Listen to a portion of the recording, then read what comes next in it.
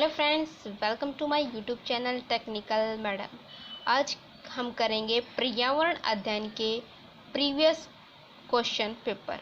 फरवरी 2015 का ये question paper है जो कि आज हम डिस्कस करेंगे। अगर आप चैनल पर नए हैं तो चैनल को सब्सक्राइब कर ले और बेल आइकन को प्रेस कर ले, जिससे कि आपको न्यू वीडियो का नोटिफिकेशन सबसे पहले मिल सके। तो चलिए फ्रेंड्स, स्टार्ट करते हैं। फर्स्ट क्वेश्चन है, राष्ट्रीय पाठ्य चर्चा रूपरेखा NCF 2005 ने कक्षा फर्स्ट और सेकंड के लिए पर्यावरण अध्ययन के किसी पाठ्यक्रम या पाठ्य पुस्तकों की संस्तुति नहीं की है। इसके लिए सबसे उपयुक्त कारण है। तो आपके चार ऑप्शन है। फर्स्ट है, पर्यावरण अध्ययन केवल कक्षा थर्ड से आगे की कक्षाओं के लिए है। सेकंड है, कक्षा फर्स्ट और सेकंड के शिक्षार्थी पढ़ना लिखना नहीं जानते। थर्ड है, संदर्भ युक्त अधिगम परिवेश प्रदान करना। फोर्थ है आपका ऑप्शन, पाठ्यक्रम का भार कम करने के लिए। तो बताइए कौन सा ऑप्शन इसका राइट है।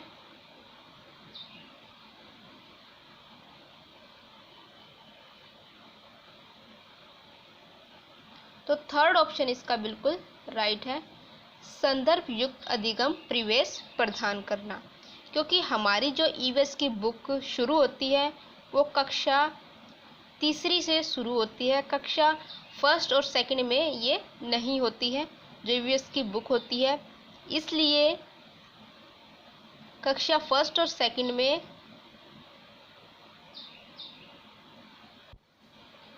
जो फर्स्ट और सेकंड के जो बच्चे होते हैं उनका जो संज्ञानात्मक विकास होता है वो उस लेवल का नहीं होता है, उतना विकास उसका नहीं होता है।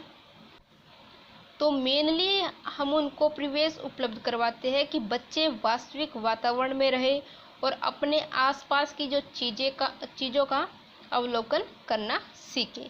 तो हमारा इसका जो राइट ऑप्शन है वो है थर्ड ऑप्शन, संदर्भ युक्त अधिगम परिवेश प्रदान करना। तो नेक्स्ट क्वेश्चन देखते हैं। ये देखिए,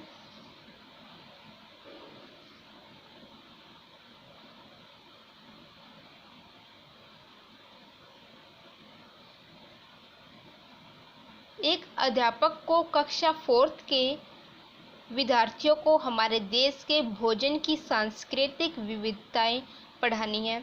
इस विषय को पढ़ाने के लिए सर्वोत्तम विधि निम्नलिखित में से क्या है। आपके ऑप्शन है।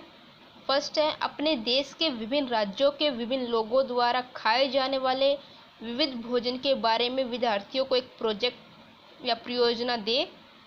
सेकंड है, विद्यार्थियों से पूछे कि उन्होंने क्या खाया है, उसके बाद चर्चा करें। थर्ड है, विद्यार्थियों से कहे कि वे अपने परिवार के भोजन के बारे में सूचना एकत्र करें। और फोर्थ है, विभिन्न प्रकार की खाने की चीज़ों के चित्रों वाले फ्लैश कार्ड दिखाएं। बताइए कि कौन सा ऑप्शन आपके अकॉर्डिंग इसका राइट है।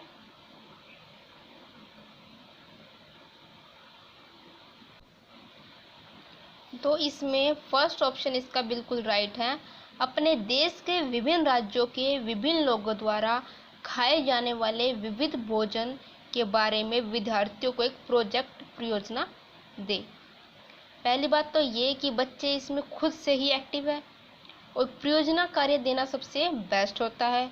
और इसमें बच्चे लर्निंग बाय डूइंग है, मीन्स वे खुद से करके सीख रहे हैं। ओके फ्रेंड्स, तो चलिए आगे बढ़ते हैं। फर्स्ट क्वेश्चन इसका राइट है। नेक्स्ट देखते हैं क्या है। प्राथमिक कक्षाओं में पर्यावरण अध्ययन के लिए निम्नलिखित सभी सामान्य उपागमों का अनुपालन किया जाना है, केवल इसे छोड़कर। ओके, तो देखिए, मूर्त से अमूर्त, सरल से कठिन, स्थानीय से वैश्विक, अमूर्त से मूर्त। तो आपके ऑप्शन है केवल डी। सेकंड है केवल ए और बी। थर्ड है केवल बी और सी। फोर्थ है केवल बी। तो बताइए कौन सा ऑप्शन इसका राइट है।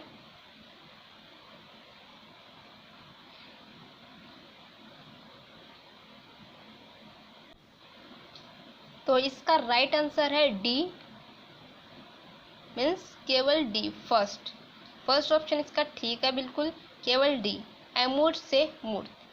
पहली बात तो ये कि हमारी शिक्षण की नीतियाँ हैं, मूर्त से अमूर्त, सरल से कठिन, स्थानीय से वैश्विक। ओके, ये हमारी शिक्षण की नीतियाँ हैं। और अमूर्त से मूर्त ये हमारा, आप देख सकते हैं यहाँ पर कि मूर्त से अमूर्त हमारी शिक्षण की नीतियाँ है, तो डी ऑप्शन हमारा गलत हो ही जाएगा, अमूर्त से मूर्त। ओके, इसमें पूछा था कि केवल कौन सा नहीं है, तो अमूर्त से मूर्त ये नहीं है, और इसका फर्स्ट ऑप्शन बिल्कुल ठीक है, केवल डी। तो आगे बढ़ते हैं, देखिए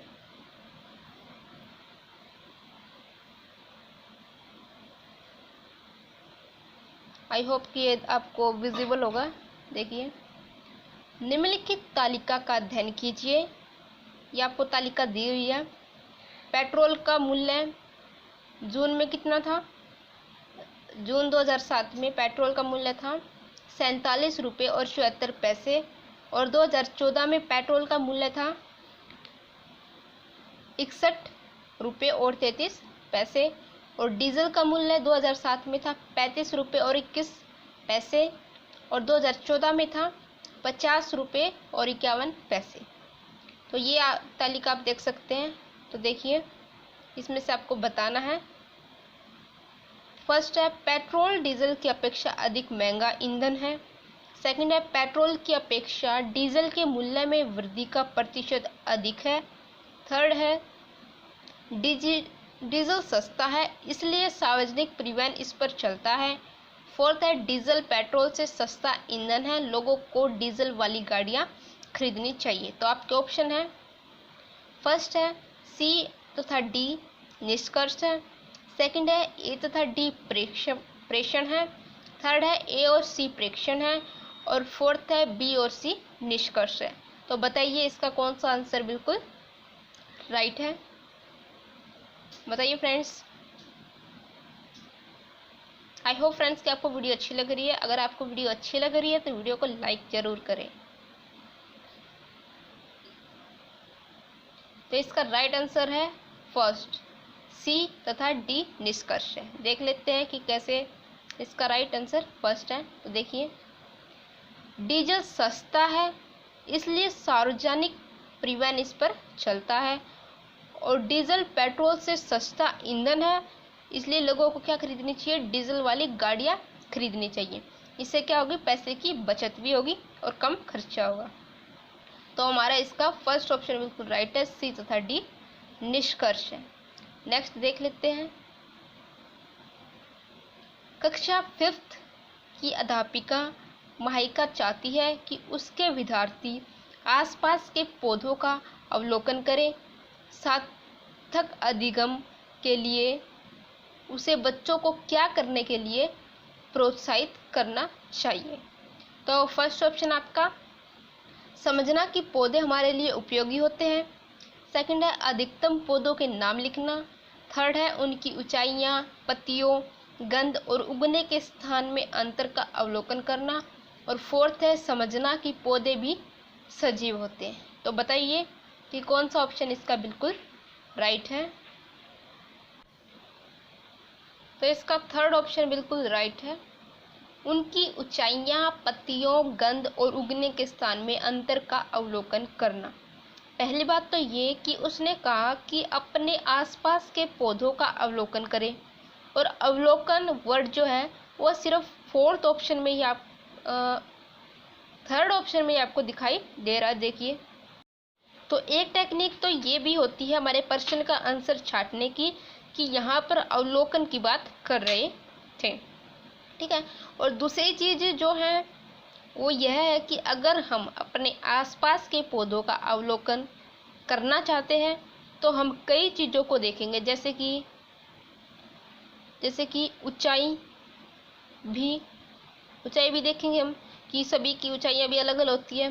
पत्तियों का भी, सभी पत्तियों का जो आकार होता है वो भी अलग अलग होता है, और उनकी सबकी गंध भी अलग अलग होती है, और उनके जो उगने के स्थान होते हैं, सभी के उगने के स्थान भी अलग अलग हो सकते हैं। जैसे कुछ चीज़ें होती हैं जो पानी में उगती है, कुछ चीज़ें होती है जो सूखे वातावरण में भी उगती है, और कुछ है जो क्योंकि उसको गीली ज़मीन चाहिए होती है, पानी की आवश्यकता ज़्यादा होती है। तो बहुत सारी चीज़ें होती हैं, तो सभी चीज़ों का अवलोकन करेंगे। ओके, थर्ड ऑप्शन इसका बिल्कुल राइट है। तो चलिए नेक्स्ट देखते हैं।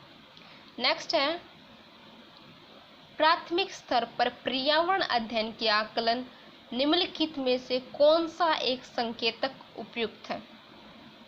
तो फर्स्ट ऑप्शन है प्रश्न पूछना, सेकंड है न्याय और समानता के प्रति चिंता, थर्ड है सहयोग और फोर्थ ऑप्शन है स्मरण रखना।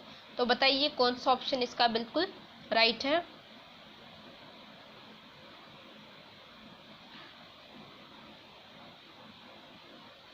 फ्रेंड्स, यहाँ पर आपको इंग्लिश में भी ये शो हो रहा है, तो आप इसमें भी देख सकते हैं अगर आपको हिंदी में प्रॉब्लम हो रही हो तो। ओके फ्रेंड्स,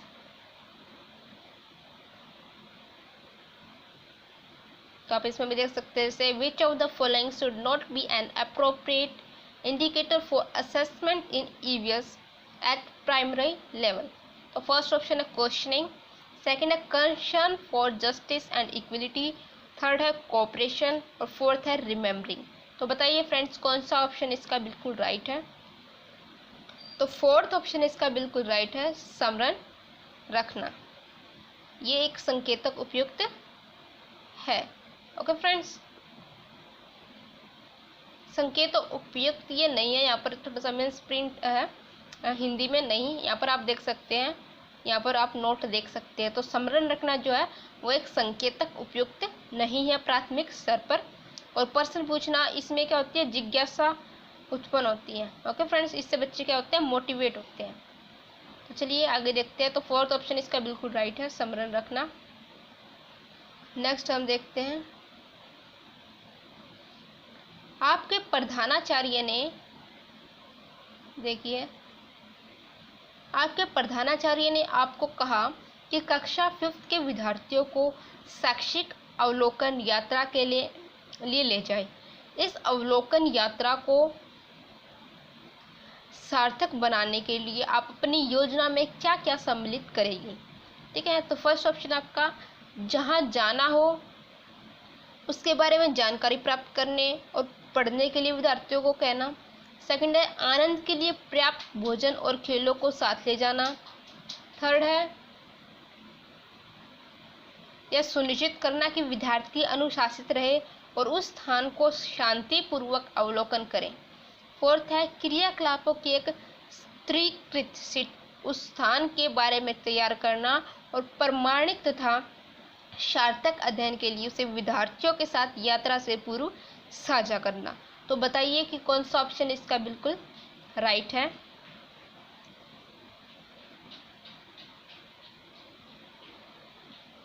तो फोर्थ ऑप्शन इसका बिल्कुल राइट है, आप देख सकते हैं। इससे क्या होगा, क्रियाकलापों की एक स्तरीकृत शीट उस स्थान के बारे में तैयार करना, मतलब बच्चे को पता लगेगा कि बच्चों को क्या क्या करना है, तो वो एक्टिव हो जाएंगे उस चीज़ के लिए। तो इसे हम प्री प्लानिंग भी बोल सकते हैं। तो फोर्थ ऑप्शन इसका बिल्कुल राइट है। नेक्स्ट देखते हैं। नेक्स्ट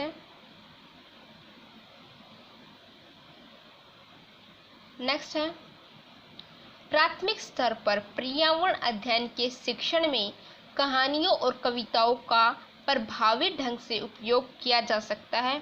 पर्यावरण अध्ययन में उनके उपयोग का मुख्य उद्देश्य है। तो फर्स्ट ऑप्शन आपका सीखने के लिए संदर्भगत वातावरण प्रदान करना। सेकंड है पाठों को आनंददायक बनाना।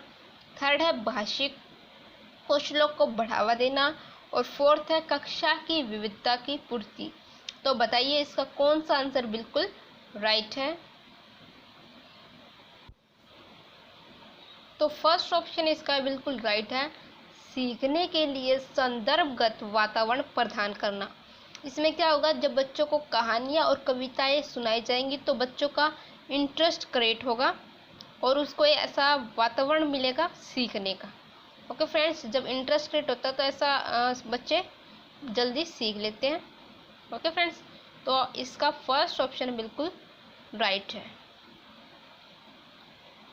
नेक्स्ट है एक प्राथमिक स्तर की अध्यापिका जलाभाव के विषय पर अपनी कक्षा फोर्थ के बच्चों को प्रभावपूर्ण तरीके से किस प्रकार आंकेंगी। तो फर्स्ट ऑप्शन आपका उपयुक्त विषय पर एक लिखित परीक्षा का आयोजन करके। सेकंड ऑप्शन है यह पता करके कि उन्होंने अपने दैनिक जीवन में जल की बचत कैसे प्रारंभ की है। थर्ड ऑप्शन है जल संरक्षण में पोस्टर बनाने की गतिविधि का आयोजन करके। फोर्थ है बच्चों को जल संरक्षण पर नारे लिखने के लिए कहकर। तो बताइए कि कौन सा ऑप्शन इसका आपके अकॉर्डिंग राइट है। तो सेकंड ऑप्शन इसका बिल्कुल राइट है। देन यह पता करके कि उन्होंने अपने दैनिक जीवन में जल की बचत कैसे प्रारंभ किया, क्योंकि ये उनकी डेली लाइफ से रिलेटेड है, तो बच्चा बता सकेगा। ओके, डेली लाइफ से कोई भी चीज़ जुड़ती है, बच्चों को अगर हम सिखाते हैं तो वो पॉजिटिव चीज़ होती है। ओके फ्रेंड्स, तो यहाँ पर ये डेली लाइफ से जुड़ा हुआ है, दैनिक जीवन। तो चलिए देखते हैं आगे। नेक्स्ट क्वेश्चन है, प्राथमिक स्तर पर मानचित्रांकन सिखाने से शिक्षार्थियों में निम्नलिखित में से किस कौशल को बढ़ावा मिलता है। तो बताइए फ्रेंड्स। फर्स्ट ऑप्शन आपका देख लेते हैं। पहले ऑप्शन गणनाएं और अनुमान। सेकंड ऑप्शन है माप के अनुसार चित्रण करना। थर्ड है सापेक्ष स्थिति और दिशा बोध की जानकारी। और फोर्थ है साफ सुथरा रेखांकन। तो बताइए फ्रेंड्स, कौन सा ऑप्शन आपके अकॉर्डिंग इसका बिल्कुल राइट है।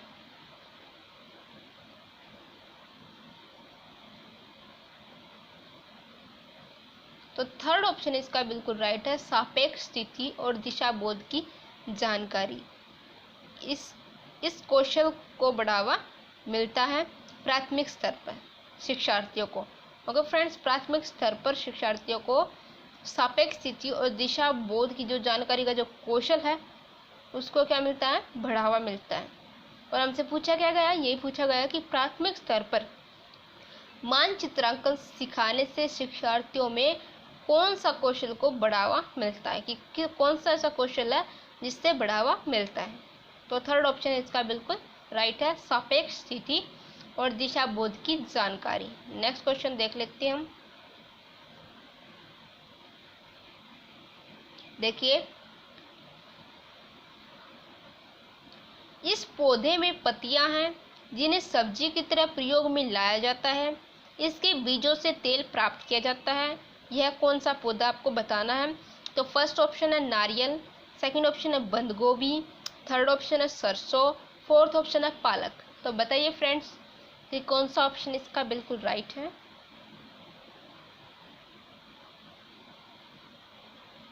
थर्ड ऑप्शन इसका बिल्कुल राइट है, सरसों। सरसों ऐसा पौधा है जिसकी जो पत्तियां होती है उससे सब्जी की तरह प्रयोग में लाया जाता है, जिसकी सब्जी बनाई जाती है। और जो इसके बीज होते हैं उससे तेल प्राप्त किया जाता है, जैसे कि आपको पता ही होगा। इसको तो आप भी यूज़ करते होंगे सरसों का तेल। ओके फ्रेंड्स, चलिए नेक्स्ट देखते हैं। नेक्स्ट क्वेश्चन, निम्नलिखित में से कौन सा मच्छरों से होने या फैलने वाले रोगों का समुच्चय है। तो फर्स्ट ऑप्शन है हैजा, डेंगू, मलेरिया। सेकंड ऑप्शन है chikungunya, dengue, malaria. Third option है चिकनगुनिया, हैजा, मियादी बुखार। और फोर्थ ऑप्शन है चिकनगुनिया, मलेरिया और मियादी बुखार। तो बताइए फ्रेंड्स, कौन सा ऑप्शन इसका राइट है।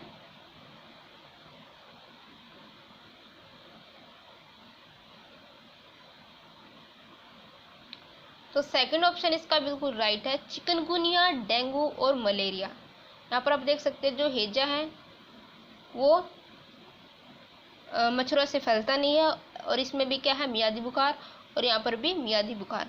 तो हमारा राइट आंसर है सेकंड, चिकनगुनिया, डेंगू, मलेरिया, जो कि मच्छरों से फैलने वाला है। ओके फ्रेंड्स, नेक्स्ट हम देख लेते हैं। नेक्स्ट है, किसी राज्य के मानचित्र के एक सिरे पर यह लिखा है कि scale 1 centimetre is equal to 110 metre. यदि इस मानचित्र पर किन्हीं दो शहरों के बीच की दूरी 9.7 सेंटीमीटर मापी जाती है, तो इन दोनों शहरों के बीच की जो वास्तविक दूरी है वो कितनी होगी, तो आपको बताना है। ऑप्शन आपकी स्क्रीन के ऊपर है ही, तो आप बताइए कि कौन सा ऑप्शन इसका बिल्कुल राइट है।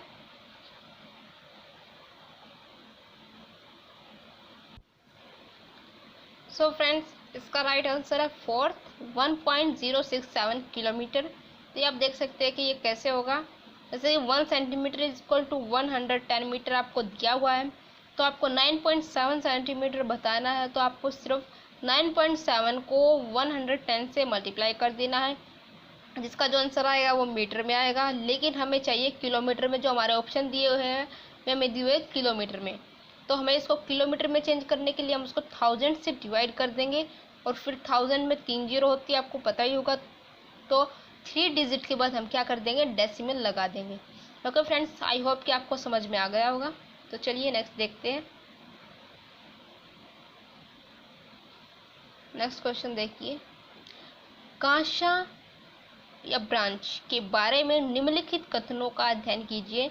फर्स्ट है, यह एल्युमिनियम, आयरन और कॉपर जैसा ही एक तत्व है। सेकंड है, इसे भट्टी में कॉपर और टीन को पिघलाकर बनाया जाता है। थर्ड ऑप्शन है, आदिवासी लोग ब्रांच का उपयोग हजारों वर्ष पहले कर रहे हैं। और फोर्थ ऑप्शन है, ब्रांच की बनी वस्तुएं एल्युमिनियम की बनी वस्तुओं की तुलना में हल्की परंतु कहीं अधिक मजबूत होती है। आपके ऑप्शन है केवल बी और सी। सेकंड ऑप्शन है ए, बी और सी, और थर्ड ऑप्शन है बी, सी और डी, और फोर्थ ऑप्शन है केवल ए और डी। तो बताइए फ्रेंड्स कि आपके अकॉर्डिंग इसका कौन सा राइट आंसर है।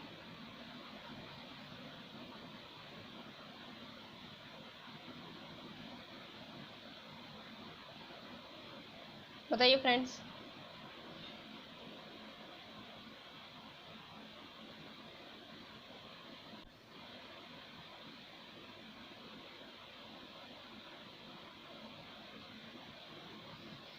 फ्रेंड्स, इसका आंसर है फर्स्ट बी और सी। बी और सी जो है इसका आंसर बिल्कुल राइट है। देखिए, जो फर्स्ट है यह एल्युमिनियम और आयरन और कॉपर जैसा ही एक तत्व है, तो ये तत्व नहीं है फ्रेंड्स, ये एक मिश्र धातु है। और सेकंड है, इसे भट्टी में कॉपर और टिन को पिघलाकर बनाया जाता है, तो ये बिल्कुल राइट है। फर्स्ट जो है गलत है।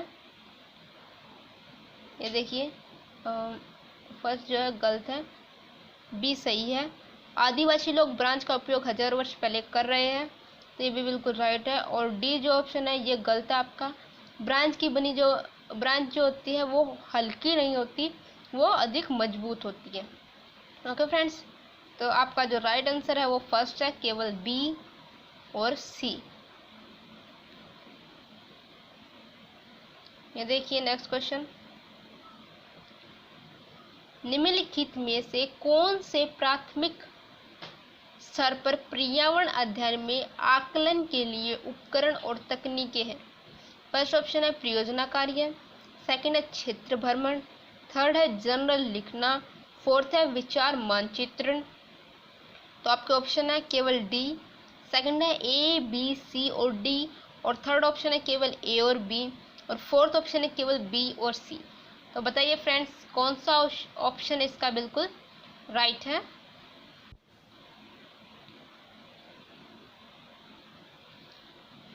सो फ्रेंड्स, इसका राइट आंसर थर्ड है ए और बी, परियोजना कार्य और क्षेत्र भ्रमण इसका राइट आंसर है।